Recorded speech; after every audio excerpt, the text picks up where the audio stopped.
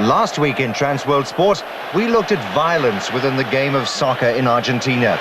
This week, in the last of our series, we investigate whether anything has changed much over the decade and ask what of Argentina's chances in world soccer in the future. We Argentinians, when we travel abroad, we suffer a lot. We suffer from the fact that our countrymen who left before us made a mess of things, and it's us who have to pay for it. So what I want to do is show the world that we're not all the same, and nobody's got the right to paint us all with the same brush and dub us all delinquents. There are delinquents in every country. When an Argentinian cares, he cares truly and deeply. Diego Armando Maradona was born in a shanty town on the outskirts of Buenos Aires in 1960. His father bought him a soccer ball for his 3rd birthday, and he fell so in love with the game that he used to sleep with the ball beside him. I have 2 dreams. One is to play in the World Cup. The other is to win it.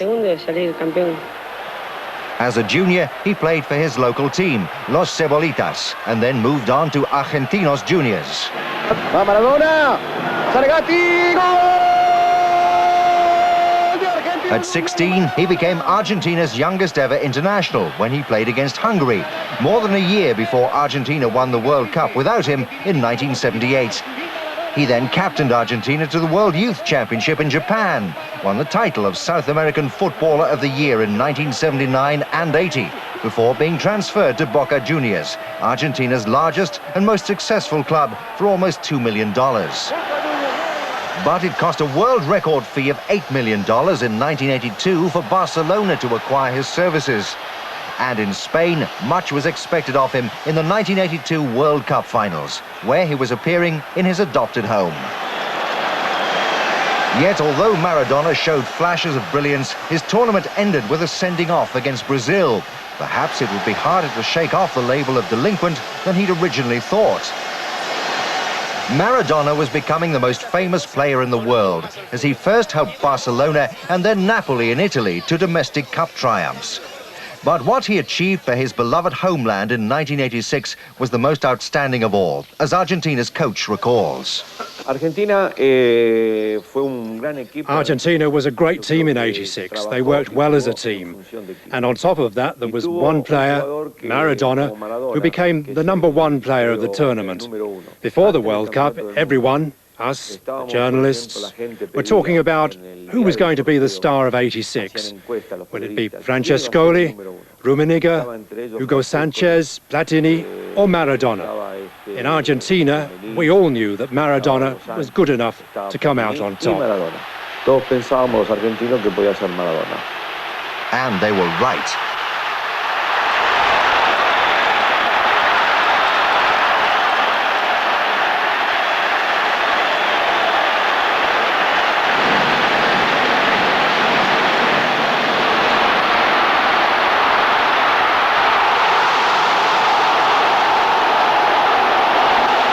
The name Diego Maradona has become synonymous with the 1986 World Cup, both for his genius in scoring some of the greatest goals ever seen,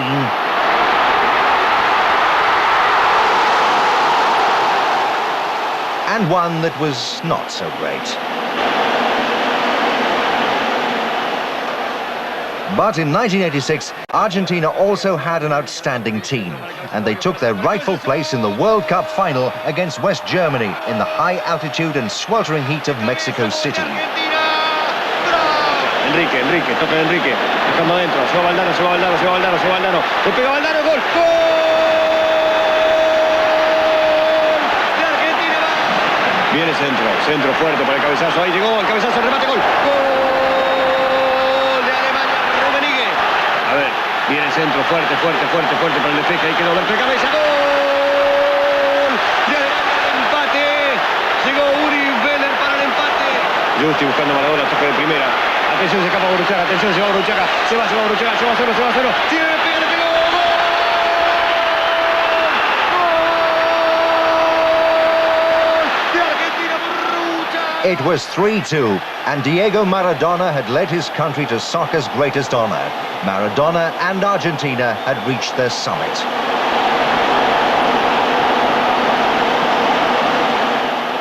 Four years later, it was to be a different story.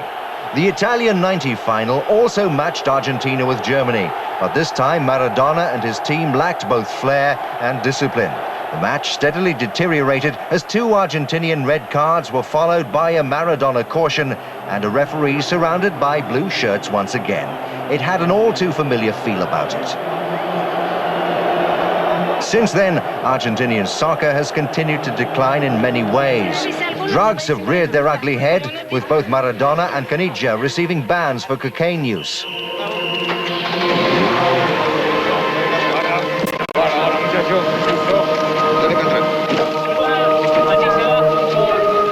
At club level, the game today seems to be less about skill and more about violence than ever before.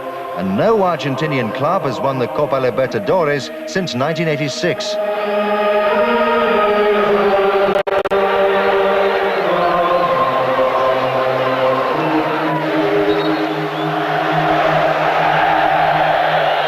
But it's not all doom and gloom.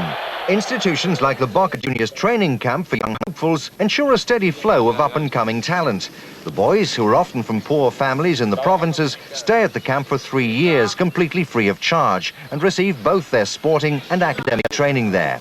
The place is brimming with enthusiasm and pure love of soccer, and it's not so hard to imagine another Maradona emerging sooner rather than later. One such hopeful is Gabriel Espinosa. When you're born, you come into this world to play soccer, full stop. Everything else is secondary. My real asset is my speed. Maradona's got the skill and I've got the speed. And if one day I ended up playing with Maradona, with him scoring as many goals as he does, we'd be a great attacking partnership.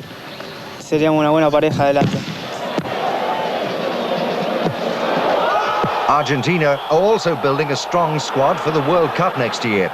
They're unbeaten in 23 internationals since Italia '90 and triumphed in the last Copa America 2 years ago.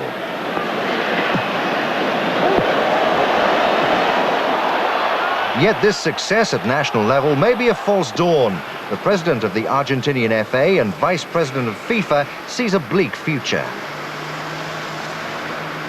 If the economic powers that be leave open possibilities without providing safeguards, and they take away your players, like in 1957, when the Italians took Mascio, Sivori and Angelillo away from us, which ended up with our farcical performance in the 1958 World Cup in Sweden, then I'll tell you who'll end up playing for Argentina. You, me, him, anybody. And that'll be the end of soccer in Argentina. So it seems that the same old problems keep plaguing Argentina. Plenty of natural talent, but not enough money to keep it in the country. All the flair and skill that they could want, but not enough discipline to channel it. But one way or the other, Argentinian soccer will continue to provide plenty of colour and controversy for years to come.